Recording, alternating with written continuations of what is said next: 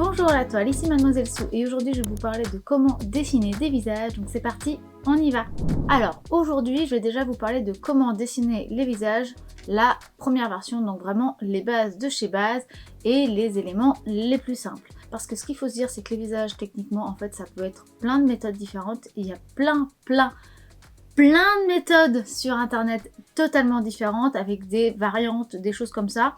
Ce qui est important, c'est surtout de comprendre le concept global et ensuite de trouver ce qui vous parle le plus. Donc moi, ce que je vais faire, c'est là aujourd'hui vous parler des bases, de comment on construit un visage à la base, ce qui va vous servir de référence, et ensuite vous adapterez en fonction de ce qui vous parle. Je vais rester sur des choses très simples. Donc si vous êtes débutant, c'est parfait pour vous. Si vous n'êtes pas débutant, ça vous fera une piqûre de rappel. Peut-être que vous apprendrez un truc, mais préparez-vous, dans tous les cas, on ne va pas rentrer dans les détails ultra compliqués parce que sinon, je vais perdre les débutants. Je le sais, je commence à avoir l'habitude maintenant quand je vous donne trop, je vous perds. Voici déjà le matériel de base dont je vais me servir. Pour commencer, c'est ce que je dis à chaque fois qu'on dessine quelque chose ou qu'on essaye de reproduire quelque chose, il faut commencer par des formes géométriques simples. Vraiment essayer de prendre déjà un petit peu la silhouette de ce qu'on veut dessiner. Je vais vous donner ma technique, celle avec laquelle j'ai commencé à dessiner les visages, et ensuite je vous expliquerai un petit peu plus dans les détails. Je commence par faire un rond. Le rond va me servir en fait à faire la boîte crânienne, vraiment le rond, tout l'ovale de la tête, pour pas qu'on oublie la partie des cheveux, la partie arrière de la tête, parce que c'est une chose qu'on oublie souvent, et on a souvent des têtes qui sont toutes plates, parce qu'on ne pense pas à penser à cette masse-là, alors que c'est extrêmement important. Donc on commence par un rond, on met une ligne qui va servir à placer le milieu de notre visage. Pour commencer, on va la mettre bien droite, tout simplement pour vous repérer, en fait déjà vous dire ça c'est notre milieu. Ça vous permettra de savoir où poser vos yeux, votre nez, votre bouche. Une fois que vous avez ça, vous séparez votre rond en trois proportions égales bien entendu, et vous prenez une de ces mesures et vous allez la reporter en dessous du rond, au niveau de là où il y a votre ligne du milieu, et ça va vous faire la longueur de votre menton. Ensuite, vous reliez sur les côtés de votre rond à ce point que vous avez créé, ce qui va vous créer votre ovale, votre forme globale, votre silhouette de votre visage.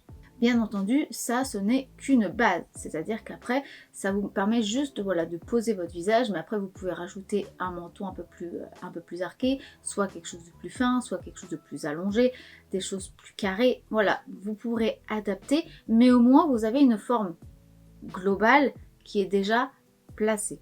Et grâce à tous les traits qu'on vient de faire, on a toutes les mesures, on a tous les points de repère où placer les éléments principaux d'un visage.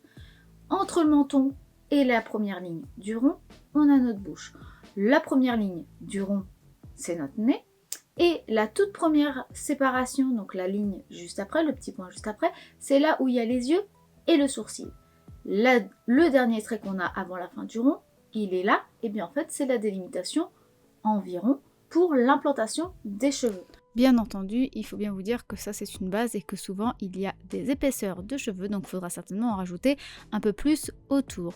Au niveau des yeux et de la bouche, il y a aussi les oreilles. D'ailleurs, si vous avez un doute, vous prenez vos doigts et vous coulissez. Et là, moi par exemple, mes oreilles elles arrivent ici. Donc un petit peu juste avant mes lèvres et un petit peu avant mes sourcils. Et c'est là où il y a mes oreilles. Maintenant, ça va dépendre des gens. Il y a des gens qui vont avoir des oreilles beaucoup plus grosses, des oreilles beaucoup plus petites, beaucoup plus longues. Voilà, il faudra adapter. Mais au moins, vous avez un repère de savoir qu'elles sont là. Comme ça, quand vous allez dessiner quelque chose et que vous allez vous dire « Est-ce qu'il y a quelque chose qui ne va pas ?» Vous pouvez prendre ces mesures-là comme repère pour savoir ce qui va ou pas. Comme ça, vous avez déjà tout pour placer votre visage. Après, bien entendu, c'est comme tout. Si vous voulez faire des personnages de manga, si vous voulez faire des personnages de bande dessinée, bien entendu, il y aura peut-être à adapter et à trouver les mesures qui vous correspondent le plus. Là, moi, je vous donne juste une base simple pour commencer. Vous faites votre rond, vous faites votre ligne du milieu, vous coupez votre rond en 3. Vous prenez une de ces mesures-là, vous reliez, vous avez votre visage dessiné et les proportions déjà placées. Et de là, vous pouvez vraiment construire votre visage. Petite alternative, certains coupent leur rond en deux, ce qui permet d'avoir un menton un petit peu plus long et d'avoir du coup un visage un peu plus allongé, ce qui est extrêmement intéressant. Par exemple, quand on fait du manga, ça permet d'avoir quelque chose d'un peu plus long et d'avoir plus de place pour placer les yeux par exemple. C'est quelque chose qui se fait aussi beaucoup. Moi j'aime un peu moins, mais après c'est vrai que j'ai tendance à faire des visages un peu plus ronds. Donc voilà, après encore une fois, il y a plein d'exemples différents, donc c'est à vous d'adapter en fonction de ce que vous avez envie de dessiner.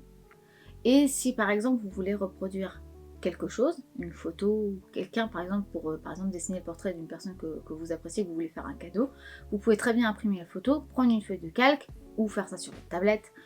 Vous faites votre rond, donc le rond qui doit arriver à peu près au niveau du nez. Vous pouvez placer votre menton, faire votre ligne du milieu de votre visage et vous pourrez comprendre où sont toutes les proportions et vous allez voir qu'en fait que ça tombe quand même assez bien. Il y a toujours des adaptations à faire parce qu'on est tous différents, on est tous uniques, donc bien entendu il y a toujours des choses qui diffèrent, mais vous avez à peu près vos proportions par rapport à ça. Et maintenant, on va continuer avec juste ce modèle-là, juste pour vous montrer un petit peu en poussant un tout petit peu rapidement ce que ça peut donner.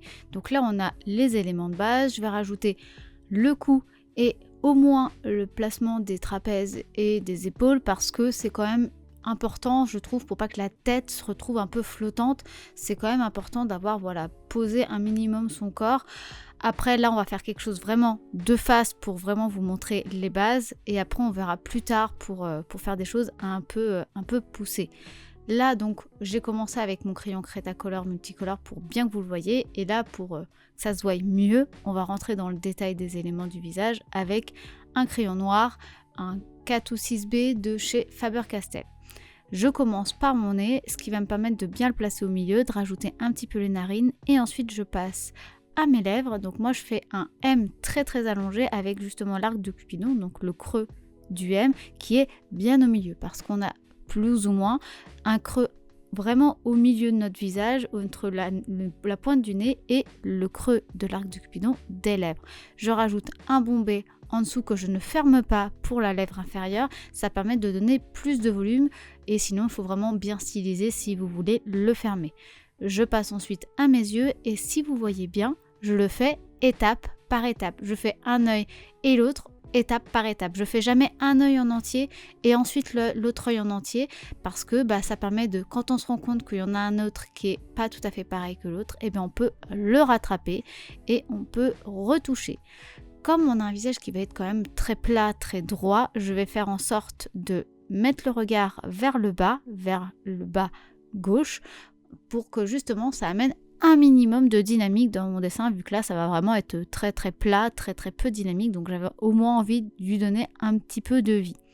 Je rajoute quelques traits pour les sourcils, donc je fais des effets de poils, je commence par le bas du sourcil et je vais remonter entre chaque poil, donc j'appuie un peu plus fort et je relâche comme si je soulevais mon crayon pour que la pointe de chaque poil de mes cils soit plus fin et je vais donc intensifier un petit peu mes yeux en rajoutant les petits éléments qui montrent que l'œil est à l'intérieur de la cavité, donc l'œil le rond avec après la pupille et l'iris, et souvent si vous regardez à l'intérieur de votre œil de chaque côté aux extrémités, vous avez du rose orangé qui apparaît. En fait ce sont les muscles, les nerfs qui accrochent vos globes oculaires en fait, et donc c'est un petit élément qui est souvent représenté dans les dessins.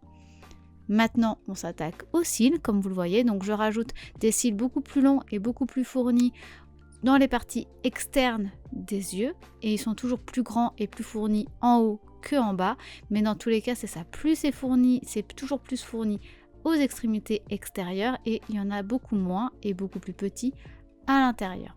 Je rajoute un petit peu d'intensité et donc d'ombre au niveau de ma lèvre supérieure et ça me permet aussi d'ajuster car l'extrémité des lèvres se fait normalement au milieu environ des pupilles de chaque œil. Donc si vous regardez, si vous prenez chaque commissure de lèvres, ça doit monter au milieu de vos yeux quand ils sont vraiment face à vous.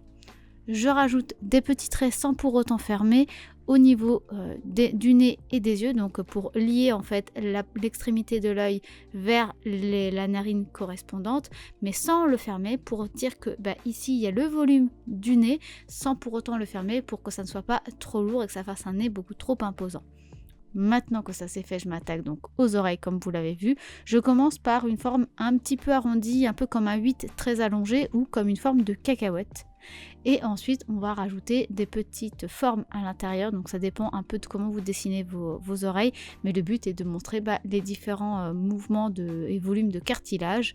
Et ça permet d'amener de la profondeur et les plis de vos oreilles.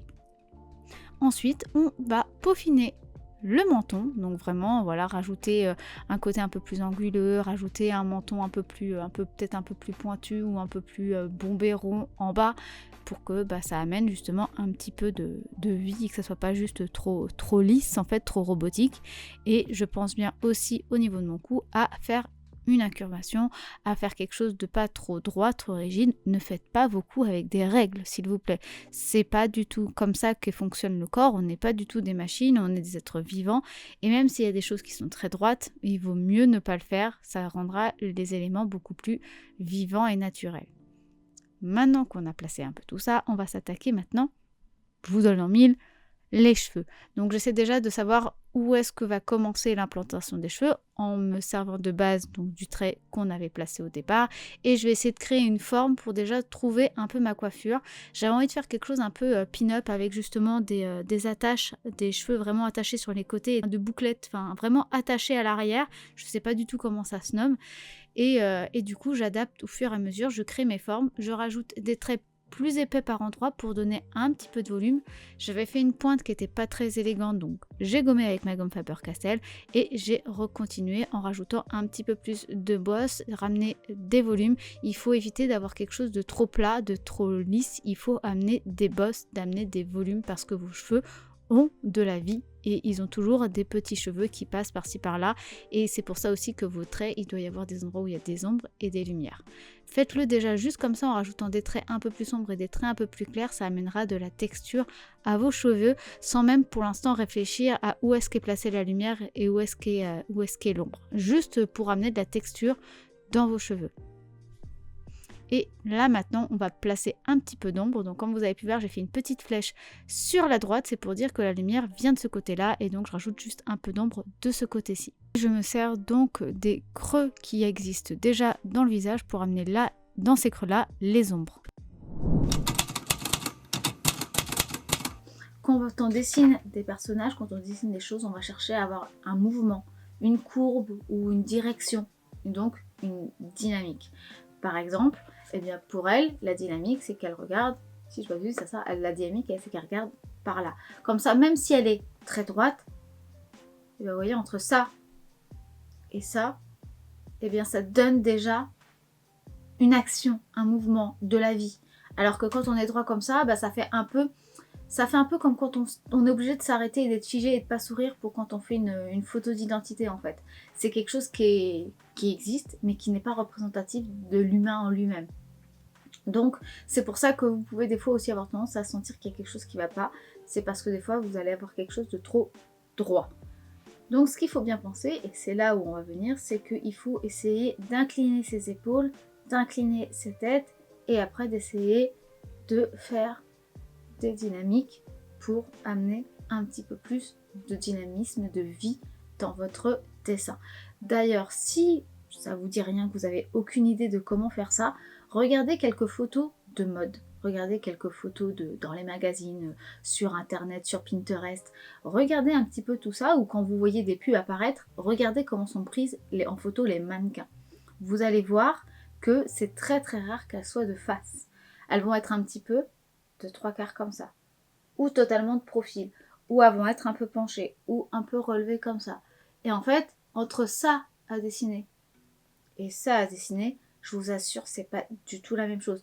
C'est plus dur, mais c'est aussi beaucoup plus vivant. Prenez l'exemple de mercredi. Vous voyez sur cette affiche-là, elle est en contre-plongée, elle nous regarde vraiment de haut, elle a la tête penchée, contrairement à cette photo-ci, où là, elle est vraiment de face, mais elle a quand même la tête un petit peu penchée avec le regard qui est déjà un petit peu écrasé, ce qui fait qu'elle nous regarde encore de haut. Ce qui amène une émotion, une intention, et donc ça amène un message et une dynamique à notre image. Du coup, ça m'amène à un autre point, c'est que si on incline la tête, et je ne sais pas si là vous le verrez bien sur mon visage, mais vous voyez bien que là où ma ligne du milieu, elle est bien droite comme une règle, si je m'incline, elle est incurvée. Parce qu'on a une tête qui est ovale. On n'a pas une tête plate, hein, c'est pas un disque qui est tout plat, c'est une tête qui va être ovale et ronde. Donc c'est tout arrondi. Donc forcément, quand on tourne, on voit l'arrondi qui est ici. Et donc quand on va décaler la tête sur le côté, il faudra bien penser à ajouter, quand on fait sa ligne du milieu, on arrondit. Il faudra la décaler et l'arrondir. Il ne faudra jamais la garder totalement droite. Et c'est exactement la même chose quand vous ferez vos yeux, parce que si je vous montre comme ça, mes yeux, ils ne sont pas droits comme ça. Ils vont être un peu inclinés comme ça. Plus précisément, ils vont s'arrondir comme ça, donc typiquement, ils remontent un petit peu. Donc ils vont être un peu comme ça. Ils vont un peu se pencher comme ça, parce que, encore une fois, ça s'arrondit. Et du coup, c'est le genre de choses auxquelles il faut penser. Et c'est en ça où je vous disais que des fois, si vous avez du mal à repérer ces traits-là, commencez par prendre des photos et à essayer déjà de trouver les traits de construction, donc les traits dont je suis en train de vous parler, sur le visage. Ça vous permettra de comprendre comment vous allez pouvoir les utiliser par la suite.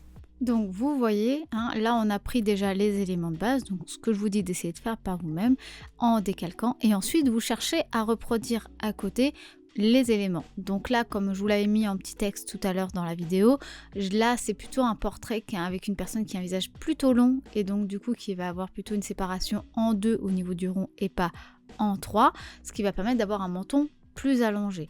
Et à partir de là, on va pouvoir placer les yeux, le nez, la bouche, et très rapidement, on peut se rendre compte que les deux sont assez proches entre ce que j'ai fait en décalquant et ce que j'ai fait en m'inspirant de ce que j'avais pu analyser, mais parce que du coup, ça permet de mieux visualiser.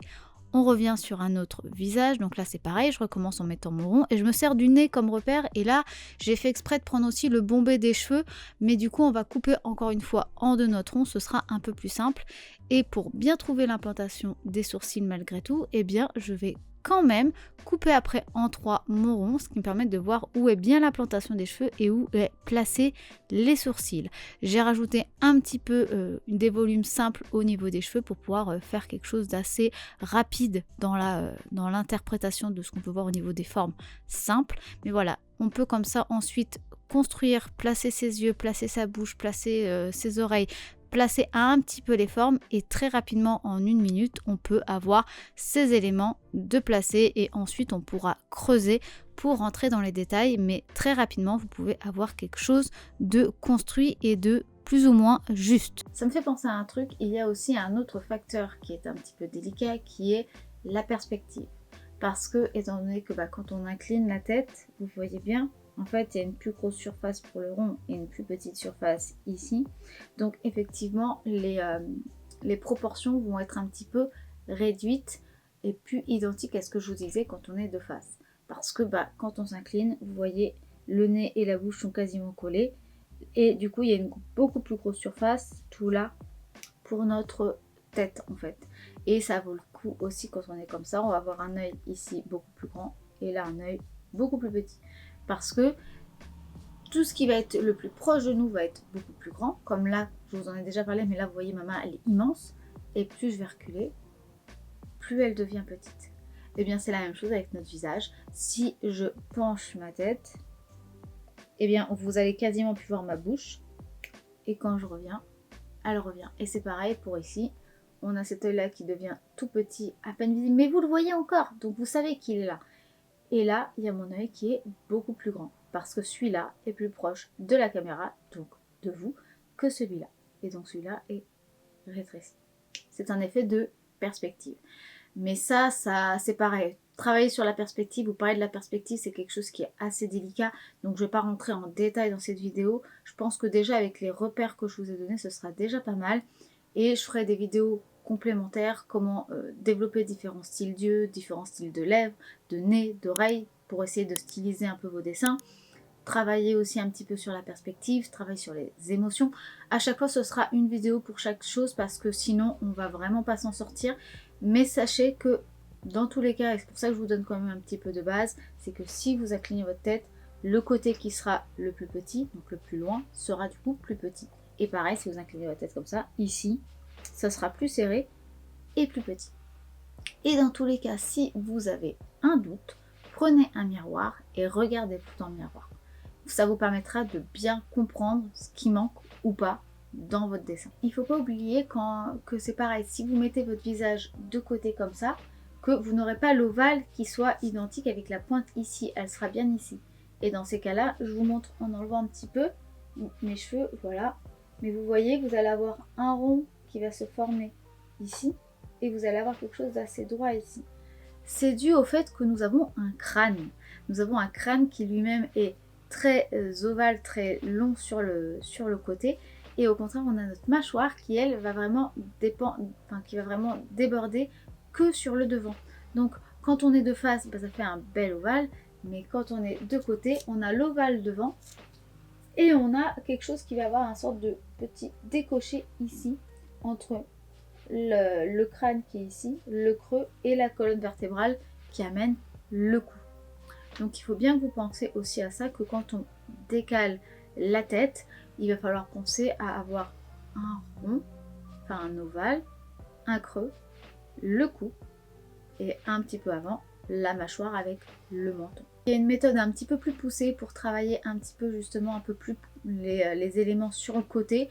Donc je vous ferai une vidéo pareil plus tard sur ce genre de technique là, des choses un peu plus poussées. Je voulais déjà vous donner une première base et on verra par la suite pour avoir des bases un petit peu plus élaborées, chaque chose en son temps. Déjà si vous pouvez développer un petit peu ça, pratiquer un peu ça et déjà bien comprendre ça, vous allez pouvoir faire beaucoup de choses. Si vous voulez reproduire des photos, vous pouvez déjà décalquer un petit peu les photos. Je ne vous parle pas de décalquer les contours, les yeux et tous les petits détails. Je vous parle vraiment de décalquer juste les formes globales, les formes géométriques simples et les traits de construction. Donc c'est-à-dire tous les traits dont je vous parle depuis le début de cette vidéo.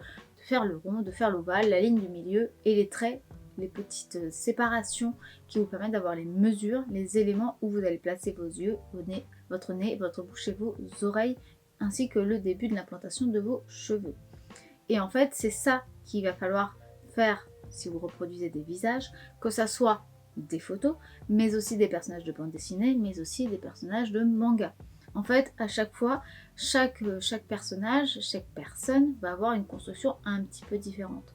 On peut se servir de cet élément-là de base pour le construire, mais chacun va avoir sa propre construction plus détaillée, plus fine en fait. Plus vous allez pratiquer, plus vous allez le faire, plus ça va devenir évident et simple.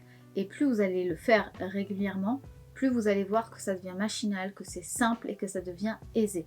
Moi je vous confirme, j'ai eu beaucoup d'élèves qui ont eu du mal, qui me disaient qu'ils n'y arriveraient jamais, qu'ils avaient du mal, et puis finalement en fait on le voit, là moi je le vois entre 1 an et 2 ans, voire quelques mois pour ceux que j'ai que depuis la rentrée, et ils ont déjà un bon petit niveau qui s'est développé. Ils ont déjà beaucoup plus de facilité à faire des visages, à faire des yeux et à trouver tout de suite les bonnes proportions, mais parce qu'ils ont un petit peu pratiqué, ils ont travaillé leur regard, ils ont travaillé les traits de construction, et ceux qui s'améliorent beaucoup plus vite sont ceux qui ont fait des traits de construction avant que ceux qui ont tendance à ne faire que les contours. Si vous regardez la vidéo, je vous regarde, hein. Mais bon, après bien entendu, je sais que c'est frustrant de faire ce genre de traits, et même, je vous l'avoue, plus on a l'expérience, plus des fois on ne le fait pas à 100% comme on le faisait au départ. Bien entendu, mais parce que ça devient tellement évident dans notre tête qu'on sait où sont les choses. Il y a des fois où je mesure même pas quand je fais quelque chose, parce que je sais qu'à l'œil, au jugé, ça va. Mais parce qu'il y a l'expérience qui joue que... Et encore, je suis pas la meilleure non plus au niveau des proportions, et ça m'arrive très souvent que j'ai une amie ou un ami qui me disent « Ah, t'es sûre que là la proportion elle est bonne, c'est un peu bizarre ?» Et puis je vérifie, puis finalement ça va pas. Donc même moi, hein, je suis pas exemple d'erreur et de défaut, et ça m'arrive aussi de me foirer. Donc même moi, des fois, je suis obligée de reprendre ce genre d'éléments parce que je foire aussi. Donc ce sont des éléments qui sont importants. important pour tous, que ce soit quand on est débutant comme après quand on évolue. Je vous montre quelques exemples. Donc là, on va commencer avec un personnage qui regarde vers le bas. J'ai commencé par faire mon rond, par faire mes traits. Alors vous ne voyez pas trop, mais j'avais bien fait mes traits pour placer ma coupure et trouver la forme de mon menton. Mais par contre, après, je redescends pour pouvoir avoir les yeux beaucoup plus bas, étant donné qu'on est sur un effet un peu de perspective qui fait que c'est plus serré. Donc, j'ai rebaissé mes yeux pour que ça soit beaucoup plus cohérent par rapport à la perspective. J'ai rajouté un petit peu de trait au niveau du cou et des épaules pour justement amener le fait qu'il y ait un mouvement et donc du coup que le cou soit un peu plus écrasé puisqu'on penche la tête vers le cou. Et maintenant, je suis en train de travailler un petit peu la chevelure pour justement, vu que la tête est penchée, les cheveux seront beaucoup plus visibles et beaucoup plus importants dans la quantité. Donc je vais lui faire une frange et je vais lui rajouter des cheveux un peu attachés à l'arrière. Donc je sépare ma chevelure en deux, la frange qui va aller devant et la chevelure qui va être attachée qui va aller derrière, ce qui fait que ça fait une ligne qui sépare les deux, donc là où en fait on sépare nos cheveux en deux quand on prend une brosse, et je fais la ligne de mes cheveux, donc le mouvement de mes cheveux qui sont tirés dans le sens qui correspond à la délimitation et à l'emplacement d'où vont les cheveux. Je continue un petit peu à peaufiner en rajoutant un petit peu d'intensité vu que mon crayon il est multicolore, donc selon les teintes des fois il est un poil clair et vous ne voyez pas forcément beaucoup, et je vais continuer à avancer un petit peu pour pousser tout ça. Je vous montre d'un peu plus près comment j'ai rajouté aussi quelques détails au niveau du nez. Donc j'ai déjà placé un petit peu mon nez, ma bouche, je rajoute la ligne au niveau du volume qu'il y aura de mon nez, je repose un petit peu mes sourcils et vous voyez pour les cheveux j'ai vraiment fait la frange qui va du haut du front vers le bas et pareil dans l'autre sens, et j'ai rajouté un serre-tête. J'ai très peu filmé sur celle-là, je sais pas, il y a eu un problème avec la caméra donc ce sera pas plus, désolée, ça a pas filmé. Et on va continuer avec un autre exemple où là je vais incliner la tête et j'ai aussi décalé les épaules, ce qui fait qu'on va avoir justement quelque chose qui va avoir un côté beaucoup plus dynamique. Comme en fait le mouvement c'est un peu comme une personne qui est soit en train de bouder, soit qui est en train de croiser les bras et qui nous regarde.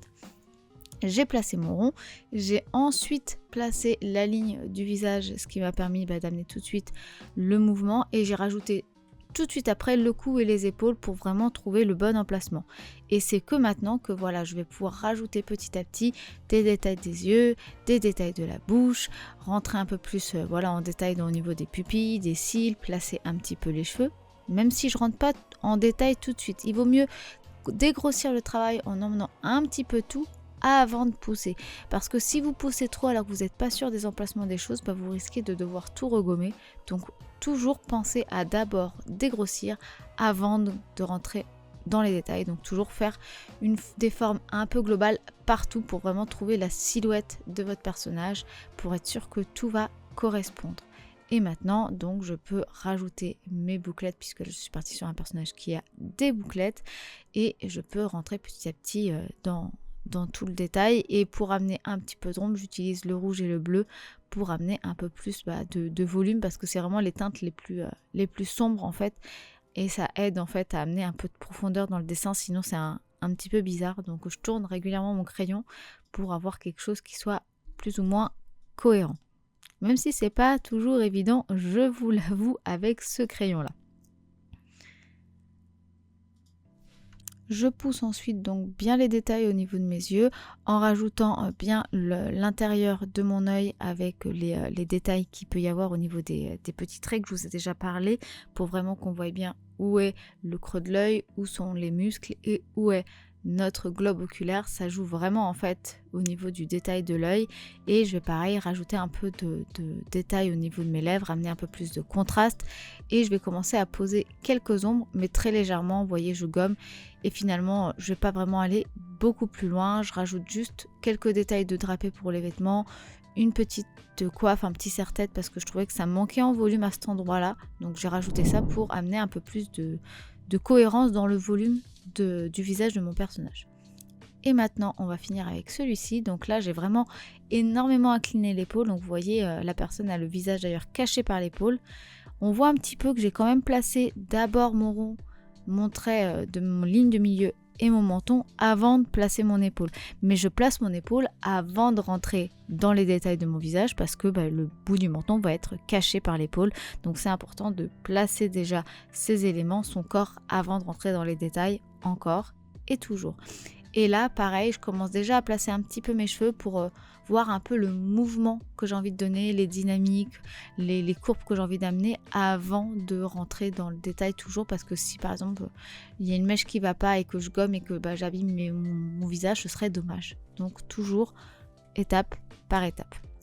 Et ce qui est important, et je m'en suis rendu compte, c'est que ce crayon-là de chez Cretacolor, dont je vous avais déjà parlé dans une précédente vidéo, la mine s'épaissit assez vite. Donc c'est vraiment pas pratique pour avoir des détails. Donc je le taille très régulièrement pour pouvoir peaufiner tous les détails au niveau de la bouche, des yeux. Sachant que pour les lèvres, c'est toujours pareil. Je pose déjà un petit peu les lèvres pour les visualiser une fois que j'ai posé mon nez. Mais je ne les finalise qu'une fois que j'ai fait mes yeux. Parce que les lèvres se terminent au niveau du milieu des yeux de chaque côté. Et du coup, si par exemple là elle sourit, on va vraiment bien l'étirer au niveau de l'œil. Et donc, il faut vraiment toujours avoir un peu ça comme repère. Ça peut aider pas mal. Pour finaliser un petit peu, je vais rajouter un petit peu plus d'intensité en rajoutant du vert, du rouge, du bleu pour amener, comme je vous l'avais dit sur mon premier personnage, un peu de texture dans les cheveux, des ombres et du coup amener des zones plus épaisses et ça fait en fait des sortes de zones de mèches de cheveux. C'est ce qui va amener un petit peu le volume et la vie dans les cheveux parce qu'on n'a jamais des cheveux ultra plats. Je rajoute quelques petits ombrages ultra express histoire de faire que ça soit un peu moins blanc et plat au niveau de mon personnage. Je rajoute quelques petites zones rouges pour les joues. Je vous avoue que j'ai fait exprès de choisir le rouge là volontairement et ça permet d'amener quelques petites zones d'ombre très légères pour mon personnage. Mais encore une fois, on va pas pousser les ombrages dans cette vidéo, donc je vais m'arrêter là. Voici ce qu'on peut obtenir pour pouvoir avoir des mouvements un peu différents. Donc en inclinant un peu la tête, soit vers le bas, soit vers le haut, soit sur le côté, en tournant une épaule. Ça permet tout de suite d'avoir une vie, un dynamisme et du coup une émotion qui apparaît beaucoup plus que quelqu'un de fax qui va juste avoir une lèvre un peu remontée ou un sourcil un peu baissé. Le plus important c'est ça, c'est d'essayer de faire votre ovale, trouver vos repères et essayer de ne pas faire quelque chose de trop plat. Plus vous allez incliner, pencher, courber, plus ça donnera de la vie. Voici donc les 3 petits croquis que j'ai réalisés lors de cette vidéo. Vous voyez, rapidement, on peut obtenir quand même des choses qui sont un peu plus vivantes et un peu plus dynamiques. J'espère en tout cas que cette vidéo vous aura plu, qu'elle vous aura un petit peu diverti, qu'elle vous aura apporté quelques conseils. Si c'est le cas, n'hésitez pas à liker cette vidéo si ce n'est pas encore fait. Vous pouvez la commenter et la partager, ce qui permettrait de soutenir et de faire vivre un petit peu la chaîne.